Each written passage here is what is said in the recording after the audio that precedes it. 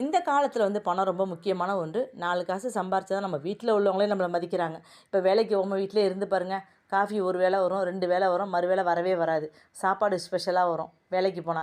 வேலைக்கு போகலனா, "இல்ல மத்தியானம் சேர்த்து சாப்பிடுங்க" அப்படிம்பாங்க. இது மறுக்க முடியாத ஒண்ணு. அதுக்கு காரணம் என்ன அப்படின்னா, வேலைக்கு போகாம இருக்கிறாங்களேன்னு உங்கள கேவலப்படுத்துறது கிடையாது.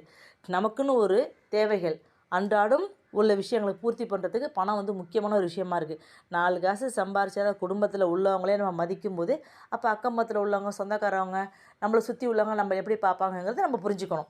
இப்போ ஒரு விசேஷம் செய்யணும், ஒரு மாமன் சீர், அத்தை சீர் செய்யணும் அப்படிங்கும்போது, அங்கே போய் நான் உறவு முறையில் போய் நிற்கவும் முடியாது. உறவு முறையிலன்னு யாரும் ஏற்றுக்கவும் மாட்டாங்க. 2 பவுனு 5 பவுனு செய்யணும் அப்படின்னா, அங்கே காசு தான் தேவைப்படுது. ஆக மொத்தத்தில் இப்போ உள்ள காலங்கள் பார்த்திங்கன்னா, பணத்துக்கு தான் முக்கியத்துவம். என்ன ஒரு சூழ்நிலையாக இருந்தாலும் பணமும் நமக்கு முக்கியம். 4 காசு சம்பாரித்து வச்சுக்கணும். 4 பேர் மதிக்கிற அளவுக்கு நம்ம சூழ்நிலைகள், நம்ம குடும்பம், புருஷன், பொண்டாட்டி, புள்ள, நம்ம சொந்த பந்தத்தை அந்த லெவலில் நம்ம வச்சுக்கிட்டா தான் நாளை பின்ன ஊர் இல்லை சொந்தக்காரங்க, விசேஷம், திருவிழா அதெல்லாம் வரும்போது நம்மள 4 பேர் மதிப்பாங்க.